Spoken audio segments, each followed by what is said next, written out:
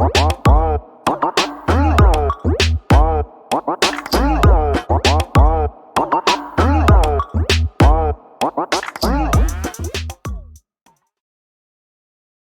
this is Jarvis Cloud Sr. at Day1Marketing Inc, where online marketing begins. I'm glad to present to you your free marketing course, 100% free from myself and Day1Marketing Inc. Please like and subscribe to our YouTube channel, Day1Marketing Inc. Additional free marketing courses, free software, and tools will always be provided in the links in the description below as well. Thank you again from Jarvis Cloud Sr. and Day1Marketing Inc. Enjoy.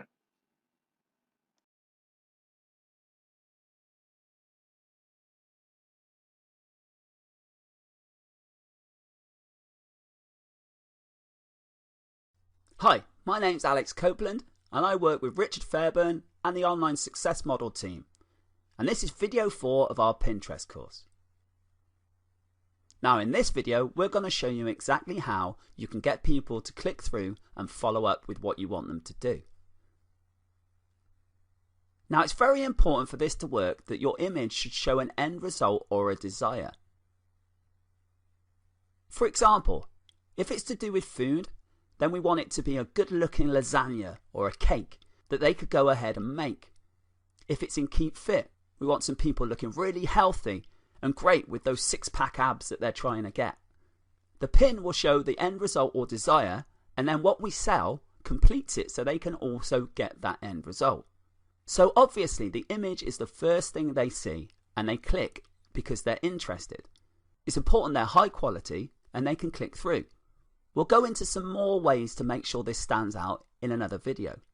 But for now, just be aware that this is their first step. They're already on Pinterest, and when they click, it should go to an article or some sort of landing page that's on the same subject. You shouldn't go direct to the sales page. The reason for this is you want to build trust and rapport to let them get to know you. By clicking on the image straight to the sales page, they've been sold to. You haven't said hello and you haven't got to know them. By going through to an article on your website or similar, then they can read that, they can get to know you, get to know what you're about, and then you can send them to a sales page. Also, if you're using your own blog or your own pages to send them to, you can add an email sign up. This means they click the image and then they sign up to the email and you're able to contact them long after they've left. This is a great way to build up that trust over multiple contacts and get them to know that you really mean business. Now it's very important that you follow through with this and make sure it all fits together. For example, if you're doing something for a diabetic and it's about this sugar-free cupcake, and you've got the image with some text and a nice description and it's all about sugar-free cupcakes, then they click through and they get to an article that isn't about diabetic safe food, they're going to get upset or confused. All of a sudden they've landed on a page where they've got this delicious looking cake that they can't eat. It doesn't make any sense.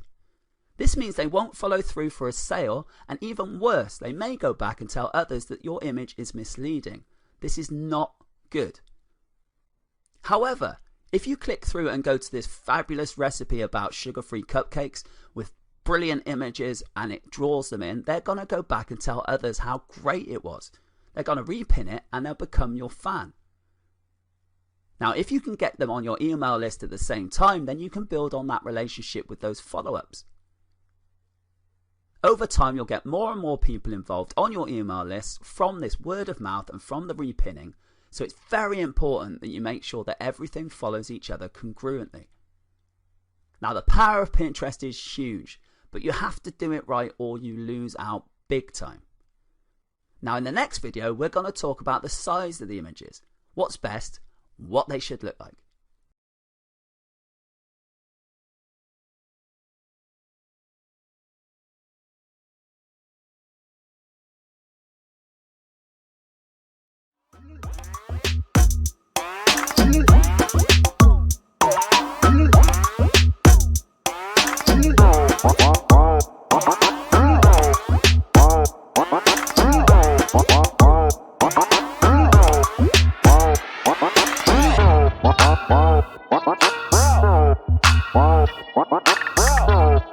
Wow.